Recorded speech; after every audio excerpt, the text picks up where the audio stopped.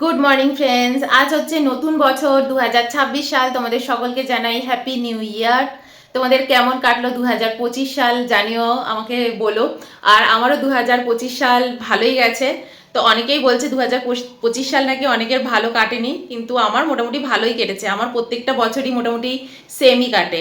আমি আলাদা করে কোনো রকম কোনো গোলও রাখি না যে নতুন বছরে যেন আমি এটা এটা করতে পারি, ওটা ওটা করতে পারি। তো এরকম কোনো প্ল্যানিং আমার থাকে না। তাই 2026 সালেরও আমার কোনো প্ল্যানিং নেই, 2025 সালেরও আমার কোনো প্ল্যানিং ছিল না। প্রকৃতি যেভাবে যেভাবে দিন কাটিয়েছে সেভাবে সেভাবেই আমি দিন কাটিয়েছি। তবে হ্যাঁ, একটা কথা বলতে পারি, 2024 বলো, 25 বলো, যে কোনো বছরই বলো, আমার জীবনে যেরমভাবে আমি বাঁচতে চাই আমি সেরমভাবেই বাঁচি। তো এটাই আমার ঠাকুরের কাছে অনেক বড় আশীর্বাদ, যে আমি যেভাবে বাঁচতে চাই সেভাবেই ঠাকুর আমাকে বাঁচার সুযোগ করে দেন, বা বলতে পারো বাঁচার সুযোগ করে দিয়েছেন আজ অবধি, সেই ছোট্টবেলা থেকে। তো এই কারণে আমার কোনো রিগ্রেট নেই, কোনো ক্ষোভ নেই। যে কোনো বছর আমার কাছে যেরকম সমস্যা বা চ্যালেঞ্জই আসুক না কেন, আমি সেটাকে কাটিয়ে উঠি। আর আমার সামনে যখনই কোনো বছরে কোনো সমস্যা এসছে, পরিস্থিতির আপ ডাউন এসছে, আমি মনে করেছি যে হ্যাঁ, এটা কাটানোর জন্যই এই বছরটাতে আমি বেঁচে আছি, বা এই বছরটা আমার জীবনে এসেছে। তাই না? আমরা কোনো প্রবলেমের মধ্যে দিয়ে যাব, তবেই না আমরা শিক্ষিত হব, তবেই না আমরা সেই চ্যালেঞ্জের মুখোমুখি হব, আর আমাদের জীবনে জ্ঞান বাড়বে। তো আমি মনে করি যখন জীবনে কোনো চ্যালেঞ্জ না আসে, সমস্যা না আসে, তখন জীবনে জ্ঞানও বাড়ে না। তো যাই হোক, 2025 সালটা আমার এরকমই গেছে। আমার জীবনে অনেক জ্ঞান বেড়েছে। জীবনে আমি অনেক সমস্যার সম্মুখীন হয়েছি, অনেক পরিস্থিতি দেখেছি, আপ ডাউন দেখেছি। তো তার মধ্যে দিয়ে যখন গেছি তখন মনে করেছি যে হ্যাঁ, জীবনে এই সমস্যাগুলো এসছে তবেই আমার এই উপলব্ধিগুলো বেড়েছে। প্রবলেম কিন্তু জীবনে আসবেই আর থাকবেই, আর সেটাকে কাটিয়ে ওঠাই কিন্তু হচ্ছে জীবন। সবসময় জীবনটা খুব সুন্দর হবে, রঙিন হবে, ওই রঙিন জীবন কিন্তু সত্যি জীবন নয়। তো এটা আমি খুব মনে করি, সেই এখন থেকে না, সেই ছোট্টবেলা থেকেই মনে করি।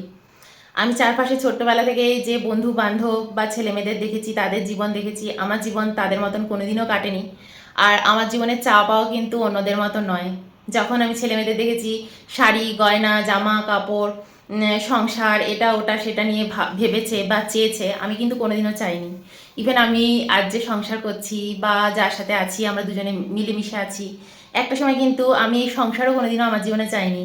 আমি একা একা থাকতে চেয়েছি, চাকরি করতে চেয়েছি, জীবনটা আমার মতন করে কাটাতে চেয়েছি। প্রকৃতি কিন্তু আমাকে সেটা দেয়নি, কিন্তু প্রকৃতি তার চেয়েও আমাকে একটা সুন্দর জীবন দিয়েছে। পাশে একটা মানুষ দিয়েছে, এমন একটা মানুষ যার জীবনে সবচেয়ে বড় প্রায়োরিটি আমি।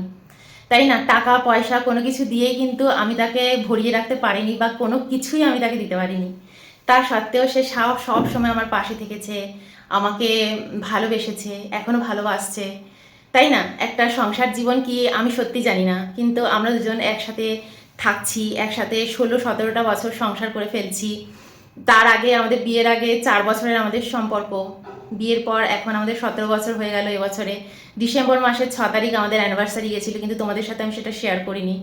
আমরা নিজেরা নিজেরা সেটা সিম্পলভাবে কাটিয়েছি, নিজেদের সাথে কাটিয়েছি। সকলের সাথে সব কিছু শেয়ার করতে গেলে না বড় দেখনদারি চলে আসে, যেটা আমাদের মতন করে হয়তো কাটাতে পারতাম না, তাই তোমাদের সাথে শেয়ার করা হয়নি। তো আমি জীবনে এটাই বলতে চাই, যে যেভাবে আমি জীবনটাকে দেখেছি বা যেভাবে জীবনটাকে কাটাতে চেয়েছি, আমি সেভাবে কাটাতে পারছি, সেই সুযোগ প্রকৃতি আমাকে দিচ্ছেন। এটাই আমার কাছে অনেক বড় ব্যাপার। তাই কোনো বছর বা কোনো মাস, কোনো দিন, এটা আমার কাছে ইম্পর্ট্যান্ট নয়। আমি যে দৃষ্টিকোণ দিয়ে আমার জীবনটাকে দেখি, আমার পাশে যে মানুষটাকে প্রকৃতি জুটিয়ে দিয়েছে, সেই মানুষটাও যে আমার চিন্তা ভাবনাকে এত রেসপেক্ট করে, আজ অবধি এত ভালোবেসে সব কিছুকে কি বলবো, এগিয়ে নিয়ে যাচ্ছে, এটাই অনেক বড় পাওয়া আমার মনে হয়। একদিন দুদিন বা 1 মাস 2 মাসের পাওয়া বা কোনো কিছু খুব ক্ষণিকভাবে পাওয়াকে আমি জীবনের খুব একটা প্রায়োরিটি দিই না, তাই না? তো আমি তাই আলাদা করে সেরমভাবে কখনোই ভিডিও বানাই না, আর বলতেও পারি না যে এই এই বছর বা এই জীবনটা আমার এরকম গেল, 2025 সাল আমার কাছে এরকম গেল, 2024 সাল এরকম গেল। আমার কাছে প্রত্যেকটা বছরই হচ্ছে যেরমভাবে প্রকৃতি আমার জন্য ভেবে রাখে, আমি সেরমভাবেই কাটে। আর আমার কিন্তু অনেক খুব মানে অনেক কিছু, মানে নতুন কিছু হওয়া, নতুন কিছু যাওয়া, এরকম কিছু আমার সাথে খুব একটা হয় না, খুব একটা। তো এই আর কি, জানি না কি বললাম বা কতটা বলতে পারলাম। তো 2025 সালটাও আমার সিম্পল গেছে, অনেক চাওয়া পাওয়ার মধ্যে দিয়ে গেছে। আর ভালো কেটেছে। তোমাদের কেমন কেটেছে তোমরাও জানিও। এই ছিল আমার নতুন বছরে তোমাদের শুভেচ্ছা। তোমরাও এইভাবে কাটিও। কোনো কিছু আমার মনে হয় জীবনে গোল রাখার দরকার নেই।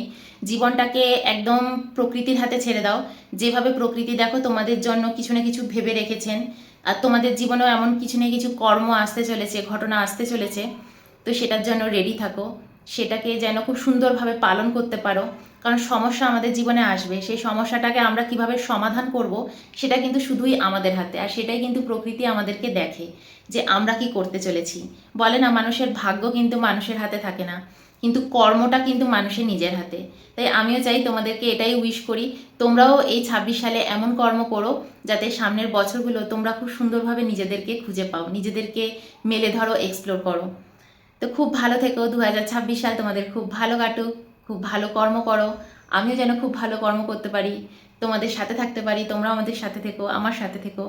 তো চলো, বাই।